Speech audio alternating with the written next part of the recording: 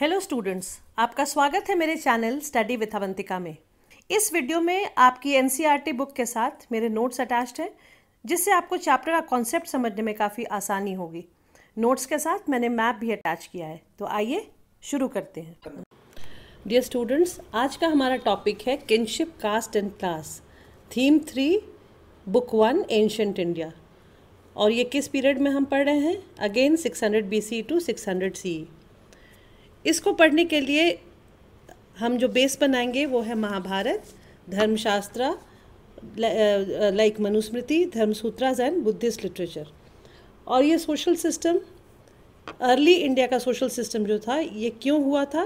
क्योंकि उस समय जो पॉलिटिकल और इकोनॉमिक डेवलपमेंट्स हुए थे, जो हम पिछले चैप्टर में पढ़ चुके हैं, वो कारण बने। They became the reason for the social development in early India. Chapter शुरू करने से पहले इसके टॉपिक को समझ लेना ज़रूरी है। किनशिप का मतलब था फैमिलीज़, रिलेटिव्स। किन्स का मतलब होता है हमारे रिश्तेदार, तो किनशिप से क्या मतलब? Families and relative. और कास्ट यानी hierarchical social order and category.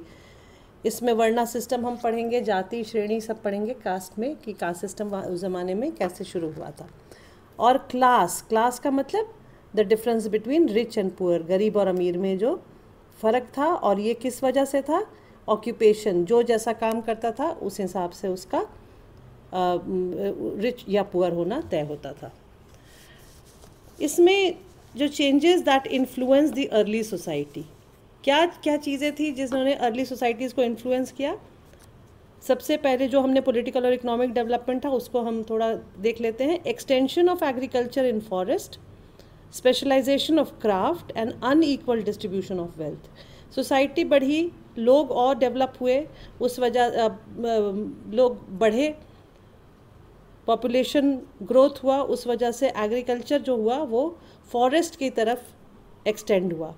उसके बाद जो क्राफ्ट ऑलरेडी एग्जिस्ट कर रहे थे जो थे, उसमें स्पेशलाइजेशन यानी पर्टिकुलर एक चीज़ बनाने के लिए एक ख़ास स्पेशलाइजेशन की ज़रूरत पड़ने लगी। और तीसरा क्या था? इन सब से जो पैसा आता था या जो वेल्थ आता था, उसका जो डिस्ट्रीब्यूशन था, उसका जो बंटवारा था, वो बराबर नहीं था, वो अनइक्वल था। उसके बाद सोर्सेज में इंस्क्रिप्शन एक्सेट्रा है, जो टेक्स्ट है, उसे समझने के लिए हमें कुछ चीज़ों पे ध्यान देना पड़ेगा। जो सोर्सेज हमने अभी ऊपर मेंशन किए, उसको समझने के लिए हमें कुछ बातों पे ध्यान देना पड़ेगा। किसने लिखा था, किसके लिए लिखा था, किस बैकग्राउंड में लिखा था, कैसी परिस्थिति थी जब उन्होंने लिखा था, कौन सा लैंग्वेज यूज़ किया था, किस भाषा में लिखा था, और ये जब लिखा गया था उसके बाद ये सर्कुलेट कैसे हुआ था, लोगों तक कैसे पहुंचा था। तो ये कुछ क्वेश्चंस हैं। हु रोट फॉर हुम, in what perspective, language used and how it was circulated. ये इंपॉर्टेंट पॉइंट्स हैं जानने के लिए। उसके बाद टेक्स्ट जो होता है वो हमें क्या हेल्प करता है हिस्टोरियंस को? चीज़ों को, जो पुरानी चीज़ें होती हैं या सोशल हिस्ट्री को पीस टुगेदर करने के लिए, यानी उसको इकट्ठा करने के लिए। इसमें जैसा कि मैंने बताया आपको, महाभारत को हम बेस बनाएंगे इसको समझने के लिए। महाभारत जो एपिक है, इसके बारे में थोड़ा जान लेते हैं। Mahabharata was the most important text, इसी वजह से इसको एपिक एरा भी कहा गया है, 600 BC टू 600 CE। इसके 1 लाख श्लोक थे, 1 लाख वर्ड्स। ये क्या बताता है?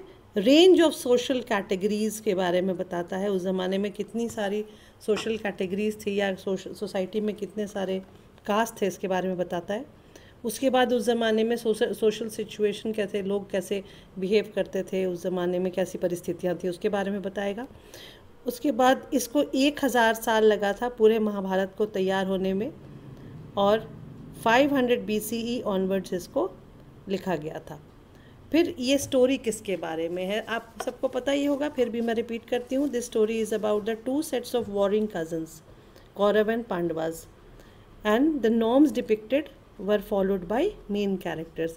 कहानी थी कौरव पांडव की, और उस मनुस्मृति में जितने भी नॉर्म्स, सोशल नॉर्म्स लिखे हुए थे या जो भी कानून लिखे हुए थे सोसाइटी में फॉलो करने के लिए, उसको जनरली ये जो एलीट थे या जो किंग्स थे या रॉयल फैमिलीज थी उसको फॉलो करती थी।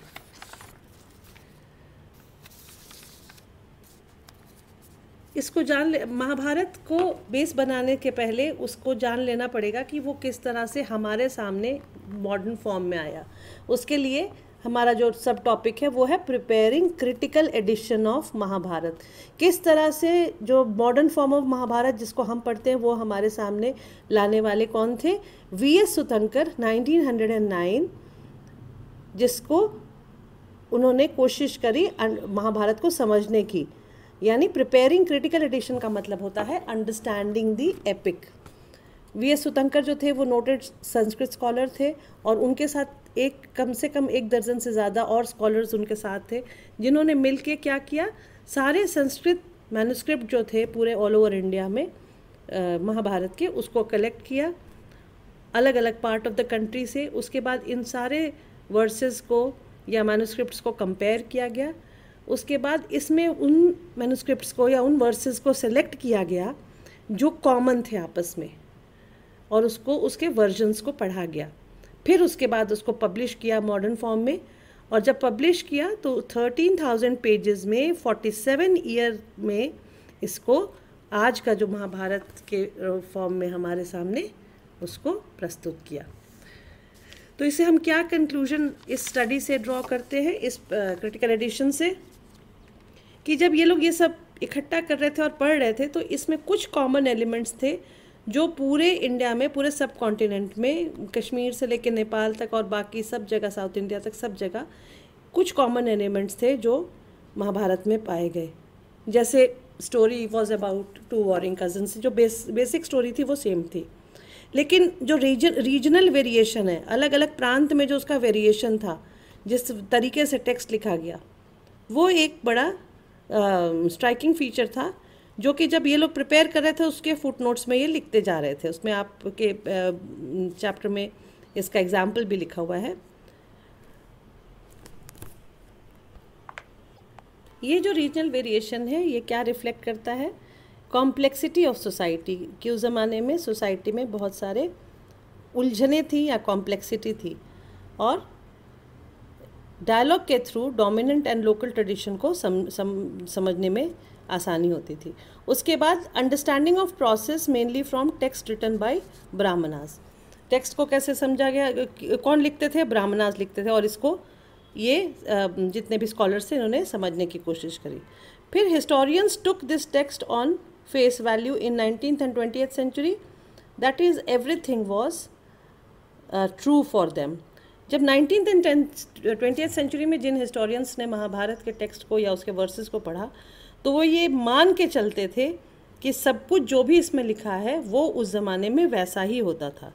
लेकिन जब उन्होंने पाली, प्राकृत और तमिल के वर्जन्स को पढ़ा, तब उनको पता चला कि जो सांस्कृतिक टेक्स्ट था वो अथॉरिटेटिव था, वो एक तरह से फरमान की तरह था। उसको कहा गया, उसमें जो संस्कृत में जो चीज़ें लिखी थी वो सोसाइटी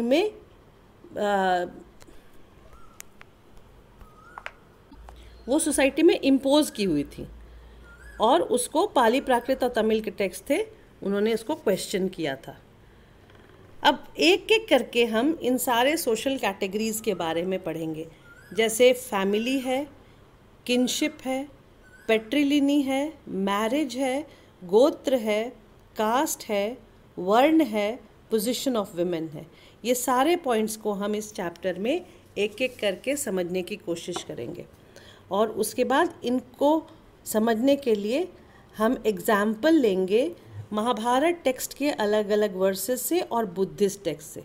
तो आपको बहुत ध्यान से इसको सुनना और समझना पड़ेगा, क्योंकि हम सीधे टेक्स्ट में से जो आपके सोर्सेज हैं उसको पढ़ के उस ज़माने में फैमिली का सिस्टम कैसा था, किनशिप यानी रिलेटिव्स आपस में जो रिश्तेदार थे वो किस तरह बिहेव करते थे, पेट्रिलिनी क्या था, शादी जो थे वो कितने फॉर्म, शादियाँ या जो विवाह थे वो कितने तरीके के होते थे, गोत्र का क्या मतलब था, कास्ट यानी जो जाति प्रथा थी या वर्ण व्यवस्था जो थी उस ज़माने में वो कैसे चलती थी, और सबसे ज़्यादा इम्पॉर्टेंट उस ज़माने में जो विमेन थी उनका सोसाइटी में क्या पोजीशन था। तो ये सारी चीज़ें हम एक एक करके पढ़ेंगे इस चैप्टर में, और उसका अगेन आई रिपीट उसको महाभारत और बुद्धिस्ट टेक्स्ट से समझने की कोशिश करेंगे। Let us begin with the first section of our chapter. अभी तक हमने इंट्रोडक्शन किया, और उससे पहले फर्स्ट सेक्शन को उठाने से पहले मैं बता दूं आपको, preparing critical edition of Mahabharata जो है, इसमें आपको 8 मार्क का क्वेश्चन आ सकता है, जो कि आपका ये पूरा कंटेंट जो मैंने लिखा है वो आपके काम आएगा। उसके बाद फैमिली एंड किंगशिप को देख लेते हैं। फैमिली में 3 चीज़ें मेंशन की है, एक कुल है, एक जाति है, एक वंश है। कुल का मतलब फैमिली, जाति का मतलब कास्ट यानी किनफोक यानी आपके जो रिलेटिव्स थे, और वंश का मतलब लीनिएज, आप किसके बेटे हैं, उनका बेटा कौन है उनका, ये संस्कृत टेक्स्ट में मेंशन किया हुआ था। और जो हिस्टोरियंस थे, जो इतिहासकार थे, उन्होंने they found information about elite families easily. इस सब चीज़ों से एलीट फैमिली के बारे में जानना हिस्टोरियंस के लिए बहुत आसान था। प्रॉब्लम कहाँ आती थी, जब कॉमन पीपल के बारे में पढ़ना होता था, क्योंकि उनके बारे में कोई मेंशन नहीं था। अगेन पिछले चैप्टर की तरह common people did not right anything about themselves. और उसके अलावा एक और पॉइंट था यहाँ पे हिस्टोरियंस के लिए, attitude towards family affected relation among kinfolk. Family की तरफ किसका क्या एटीट्यूड होता था, वो उससे रिश्तेदारी पे फ़र्क पड़ता था, यानी फैमिली रिलेशन में एटीट्यूड की वजह से फ़र्क पड़ता था। यहाँ एग्जाम्पल देख लेते हैं महाभारत का। महाभारत में क्या था, a feud between kinfolk for land and power. जैसे एटीट्यूड मैंने जैसे बोला आपको, attitude towards family affected relation among kinfolk का मतलब महाभारत में क्या था, ज़मीन और सिंहासन यानी पावर के लिए कौरव और पांडव में लड़ाई हुई। उसके बाद फैमिली में नेक्स्ट पॉइंट जो आता था वो था पेट्रीलिनी। पेट्रीलिनी का मतलब था डोमिनेंस ऑफ मेल, फादर का dominance. पेट्रीलिनी existed before the writing of this epic but reinforced after Pandavas won the war, that is sons could claim the resources throne if their father died. पेट्रीलिनी पहले से exist कर रही थी, लेकिन जब पांडव युद्ध जीत गए, दे वन द वॉर, उस समय ये डिसाइड किया गया कि जब जो बेटे होंगे वही राजा का जो रिसोर्स है या उसके जो सिंहासन है उसको क्लेम करेंगे। 6th सेंचुरी BC आते आते most ruling dynasty followed this system. यहाँ तक 600 BC, जो हम 1200 साल का इतिहास अभी तक पढ़ रहे थे पॉलिटिकल इकोनॉमिक, उसमें जब अब सोशल पे आते हैं तो ये हमें पता चलता है कि जो रूलिंग डायनेस्टी थी सारी वो इसको फॉलो करती थी कि जब राजा के मरने पर बड़ा बेटा राजा बनता था। लेकिन वेरिएशन था कहीं कहीं पे, जब अगर बेटा ना हो तो क्या करे, तो बेटा ना हो तो ब्रदर सक्सीड करते थे, या ब्रदर्स भी ना हो राजा के तो और कोई जो रिलेटिव होता था उसका नियर रिलेटिव, वो आके उसको सक्सीड करता था, उत्तराधिकार उसका बनता था। अगेन यहाँ पे एक कॉन्ट्रडिक्शन है, यहाँ पे विमेन, पेट्रीलिनी के सिस्टम में women did not have the right to claim the throne और पावर ऑफ द किंग, लेकिन यहाँ एक्सेप्शनल ये आपके चैप्टर का कॉन्ट्रडिक्शन नंबर 1 है। और आगे भी आपको बहुत सारे कॉन्ट्रडिक्शन जो खुद इस सिस्टम को, सोशल सिस्टम को काटते हैं या उस पर क्वेश्चन करते हैं, वो आएंगे। ये पहला यहाँ कॉन्ट्रडिक्शन है प्रभावती गुप्ता का, जो हमने पिछले चैप्टर में भी पढ़ा। इसमें Prabhavati Gupta became queen after the death of her husband and उसने सक्सीड किया था। उसके बाद it is mentioned in Rigveda, जो क्या मेंशन किया हुआ है कि जो सिस्टम है, जो हमने लॉ ऑफ सक्सेशन के बारे में पढ़ा, वो मेंशन किया है। And it was prevalent among wealthy man and Brahmanas also. ये सेम चीज़ वेल्दी मैन या ब्राह्मण जो थे वो भी फॉलो करते थे ये सारे सिस्टम को। अब हम सोर्स 2 देखते हैं। सोर्स 2 में क्राइटेरिया फॉर बिकमिंग किंग, राजा बनने के लिए कौन कौन से नॉर्म्स को फॉलो करना पड़ता था उस समय according to the Dharmashastras and Dharmasutras. राजा बनने के लिए the person had to be healthy, physically उसको केपेबल होना पड़ता था, स्ट्रांग होना होता था। फिर घर का जो एल्डेस्ट सन था, सबसे बड़ा बेटा, वो राजा बनता था। अगर वो केपेबल नहीं हुआ तो उसका सेकंड सन या उसके बाद का बेटा जो भी था वो बनता था राजा।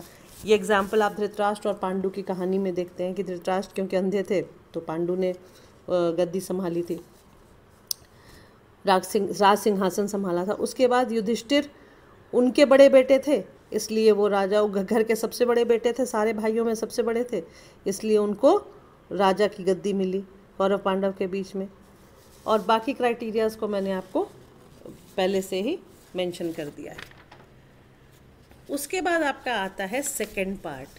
फर्स्ट पार्ट हमने फैमिली किनशिप देख ली, सेकंड पार्ट हम समझने की कोशिश करेंगे सोशल सिस्टम में मैरिजेस में 8 तरीके के मैरिज होते थे। यहाँ पे आपको 4 तरीके के मैरिजेस को मेंशन किया गया है।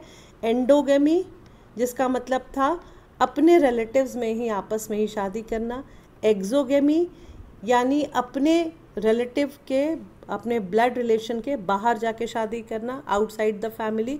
इसको बेस्ट फॉर्म ऑफ मैरिज माना जाता था। फिर आता है पॉलीगैमी। पॉलीगैमी का मतलब था 1 man more number of wife, जो कि सारे राजा महाराजा बहुत सारे लोग उसको फॉलो करते थे। और पॉलीएंड्री क्या था? 1 woman and more number of main, जो द्रौपदी का केस था।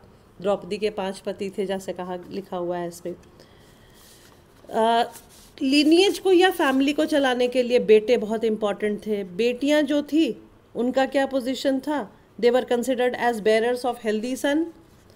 उनका कोई प्रॉपर्टी पे क्लेम नहीं होता था, रिसोर्सेज पे क्लेम नहीं होता था। फिर अगेन सेकंड कॉन्ट्राडिक्शन, यहाँ पे एक्सेप्शन है प्रभावती गुप्ता, जिनको प्रॉपर्टी पे भी क्लेम था, रिसोर्सेज पे भी क्लेम था, क्योंकि वो क्वीन थी। थर्ड जो क्राइटेरिया था डॉटर्स के लिए वो था एक्सोगेमी, जो था वो उनके लिए बेस्ट फॉर्म ऑफ मैरिज माना जाता था। और फोर्थ क्या था? शादी के समय उनको कन्यादान उनका होता था, जो कि उनके फादर की सबसे इम्पॉर्टेंट ड्यूटी मानी जाती थी। तो ये सारी चीज़ें डॉटर्स के लिए ये सारे रूल्स थे। ये सारे रूल्स क्वेश्चन कैसे होने लगे? ट्रेड की वजह से जब लोग अपने जगह से निकल के बाहर जाने लगे, ट्रैवल करने लगे और बाहर के लोगों के आइडिया शेयर करने लगे और वापस जब आते थे तो they started questioning these beliefs. इन चीज़ों को क्वेश्चन करने लगे। और इसको क्वेश्चन जब करने लगे तो ब्राह्मणास जो उस ज़माने में थे, जो टेक्स्ट लिखा करते थे, उन्होंने क्या किया? उन्होंने रूल रेगुलेशन की एक किताब लिख डाली। उन्होंने जो रूल बुक, किस तरह, क्या नाम रखा उन किताबों का? धर्मशास्त्रास एंड धर्मसूत्रास, जिसका सबसे अच्छा एग्जाम्पल है मनुस्मृति, जो 200 BC से 200 CE के बीच में लिखा गया था। और ये रूल बनाया गया कि इसको सबको फॉलो करना है। लेकिन क्योंकि कम्युनिकेशन की प्रॉब्लम थी, ये किताब उस ज़माने में प्रिंटिंग प्रेस तो था नहीं, तो बुक सब जगह पहुंच नहीं सकती थी। अगर पहुंच भी जाती तो बहुत सारे लोग पढ़े लिखे नहीं थे।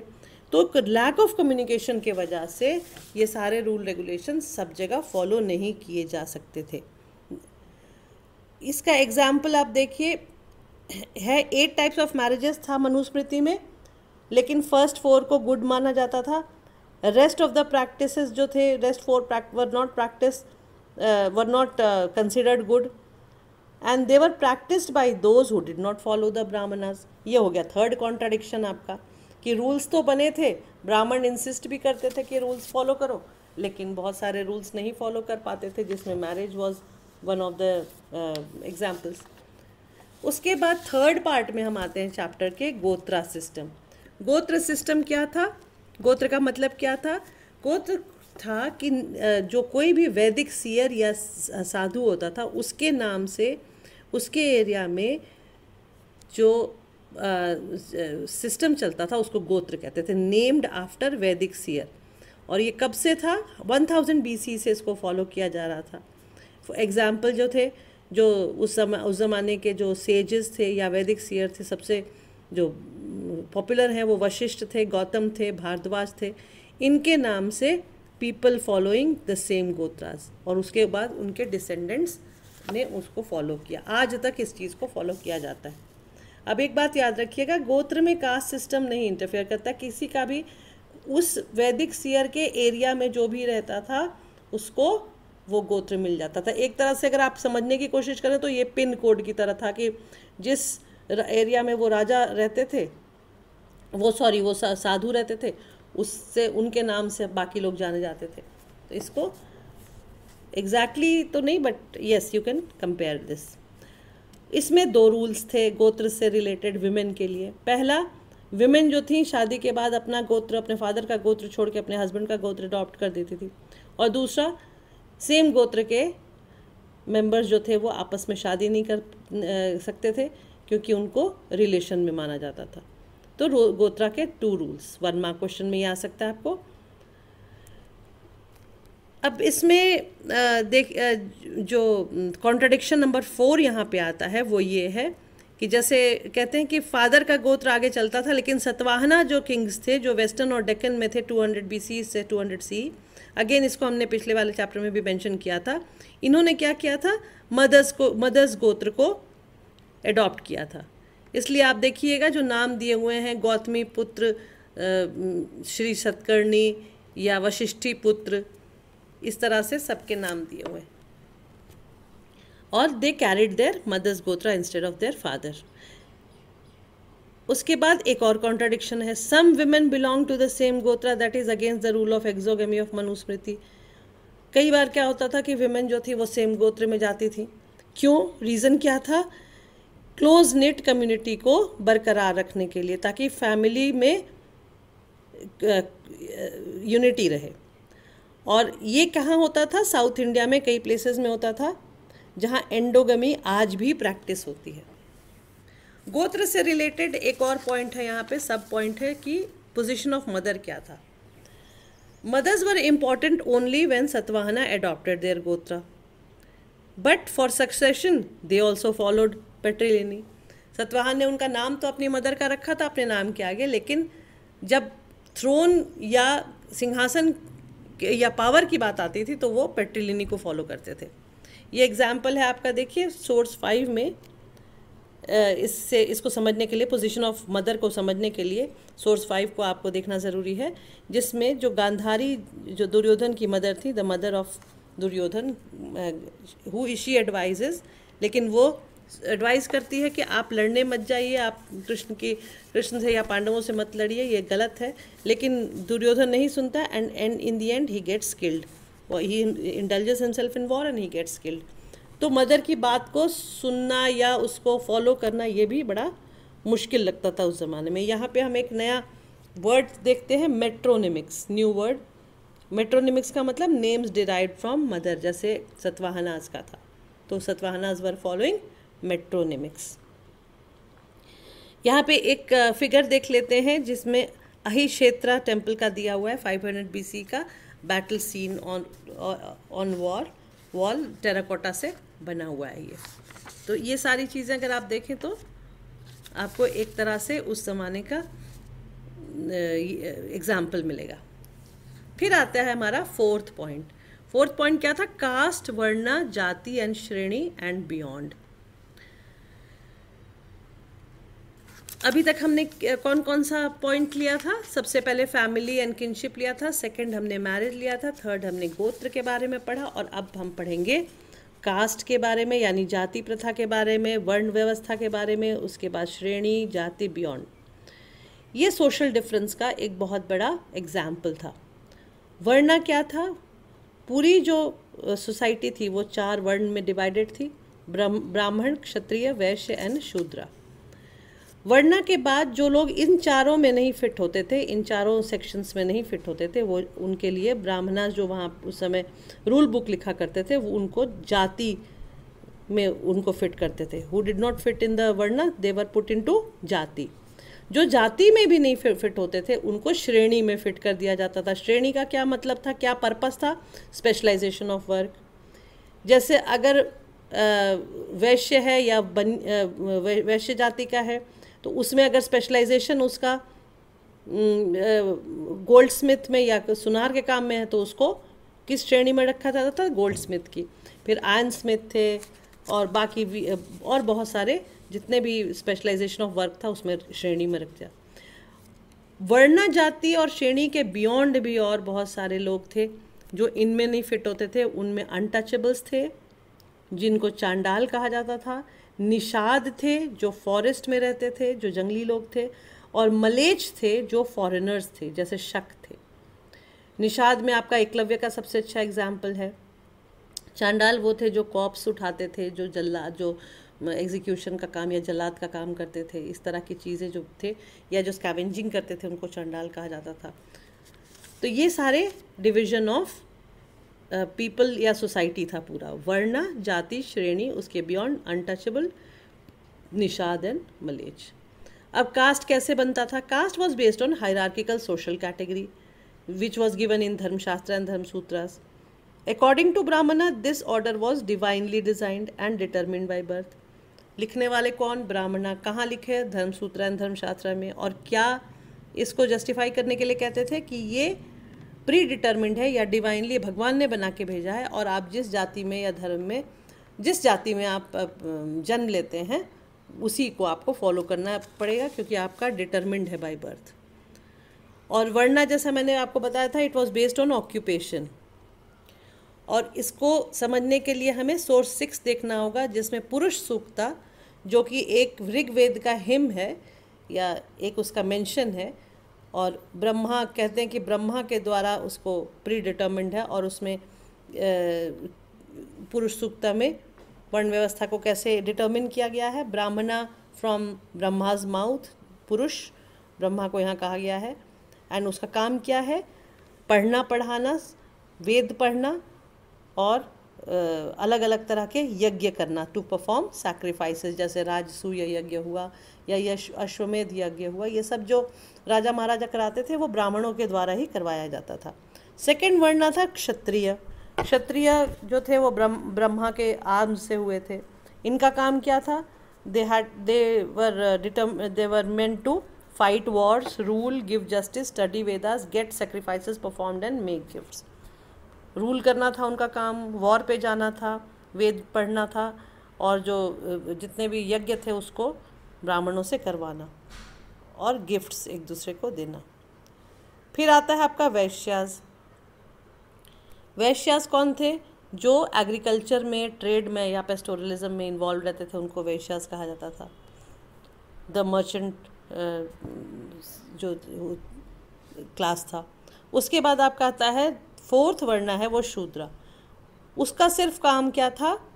बाकी के जो 3 वर्ण थे, ब्राह्मण, क्षत्रिय और वैश्य, उनको सर्व करना, उनकी सेवा करना. तो वो बेसिकली सेवादार थे. उसके बाद एक क्वेश्चन यहाँ आता है, how did Brahmanas enforce these norms in society. Question क्या है? How did Brahmanas enforce these norms in society. इन जितनी भी इन्होंने वर्णा सिस्टम बनाया था, इसको एनफोर्स कैसे करवाते थे, लागू कैसे करवाते थे सोसाइटी में ब्राह्मणास जो थे. 4 तरीके उन्होंने अपनाए हुए थे इसको लागू कराने के. पहला कि इसको डिवाइन बोलते कहा जाता था कि ये भगवान ने बना के भेजा है. दूसरा, राजा को वो एडवाइस करते थे, सलाह देते थे कि इसको आप अपने राज्य में एनफोर्स करवाइए. तीसरा, लोगों को समझाते थे कि तुम्हारा कुछ नहीं हो सकता, तुम्हारा तो बाय बर्थ ये डिसाइडेड था, इसलिए तुम्हें उसी वर्णा सिस्टम में या जाति या श्रेणी में रहना है. और चौथा, इससे भी अगर समझाने में दिक्कत होती थी तो वो महाभारत और अदर टेक्स्ट जो उस ज़माने के थे, एपिक्स थे, उसका एग्जाम्पल लेके लोगों को समझाने की कोशिश करते थे कि क्यों ज़रूरी है वर्णा सिस्टम को फॉलो करना. यहाँ अगर आप एग्जाम्पल देखें सोर्स 7 में, सोर्स 7 को अगर आप रेफरेंस लें तो इसमें निषाद जो थे उनको जो मैसेज दिया गया है, they belong to lower community, therefore they were not suppose to indulge in archery which was only meant for Kshatriya princes. इसमें जो निषाद का और द्रोणाचार्य का और एकलव्य का जो एपिसोड है उसको आप पढ़िए, और उसमें जो क्वेश्चंस हैं वो देखिए. जिसमें पहला क्वेश्चन है, मैसेज टू निषाद क्या था, what message should the Nishada take. They belong to lower community, therefore they were not suppose to indulge in archery which was only meant for Kshatriya princes. बड़ा क्लियर लिखा था ब्राह्मणों द्वारा धर्मशास्त्र धर्मसूत्रास में कि स्ट्रिक्टली फॉलो करना है वर्णा सिस्टम. इसलिए जो आर्चरी का जो सिस्टम था वो सिर्फ क्षत्रिय प्रिंसेस के लिए था, और एकलव्य को कोई Eklavya was not suppose to learn archery. उसके बाद सेकंड क्वेश्चन का है, आप देखिए, Kshatriya had the sole right of warfare and training. और थर्ड क्वेश्चन का जो आपका स्टेटमेंट है वो है कि क्या द्रोणाचार्य ने जो किया वो सही किया. तो उस समय के हिसाब से और धर्मशास्त्र के हिसाब से द्रोणा ने सही किया, because he was following the system of varna where duties and occupations were determined by birth. अब एक बार बैक क्वेश्चन देख लीजिए. क्वेश्चन नंबर 2 एनसीईआरटी के आपके एनसीईआरटी में उसमें है कि were the non Kshatriya gained political power, उस ये कॉन्ट्राडिक्शन नंबर 6 है आपका इस चैप्टर का। इसमें नॉन क्षत्रिय किंग्स के बारे में है कि डिड दे बिकम किंग और नॉट, या सिर्फ क्षत्रिय ही राजा बनते थे।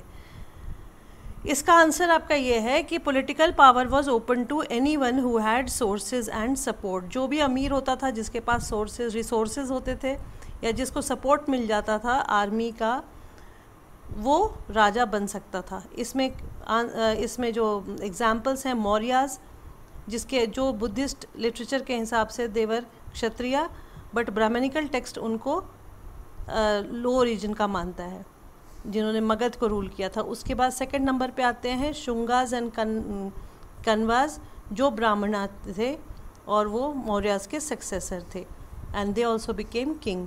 थर्ड पे आता है Shaka, who came from Central Asia and who was a mleccha. Mleccha को ब्राह्मण्स क्या कहते थे? बारबेरियन, बिकॉज उनकी भाषा उन्हें समझ नहीं आती थी। लेकिन रुद्र दमन जो था, जिसके बारे में हमने पढ़ा था, who got the tank repaired, वो बहुत फेमस शक रूलर बना था। उसके बाद फोर्थ पे सतवाहनास का आता है, वो भी ब्राह्मण ओरिजिन के थे, उनको यूनिक ब्राह्मण या एका ब्राह्मण कहते थे। And Satavahana married Rudradaman's relative. Non Kshatriya Brahmana became king, they also followed endogamy. Satavahanas का 2 इसमें फीचर है। एक तो उसने मलेच यानी रुद्रदमन जो मलेच कहलाता था, जो सेंट्रल एशिया का जो फॉरेनर था, शक था, उसके रिलेटिव से उसके शादी किया था, उसने मैरिज किया था। फिर वो नॉन क्षत्रिय किंग था, ब्राह्मण था और राजा बन गया था, और उसने अपने विद इन कम्युनिटी शादी की थी, एंडोगेमी फॉलो की थी। ये तीनों चीज़ें उस समय के सिस्टम के हिसाब से, लॉ के हिसाब से गलत थी, but he had followed all these 3 system. So he did not follow varna system, he followed a non-Brahmanical tradition. Even being a Brahmin, he did not follow Brahmanical tradition. Dear students, अगर मेरा video पसंद आया हो तो इसे अपने friends के साथ शेयर करें, लाइक करें और चैनल सब्सक्राइब करें। Thank you.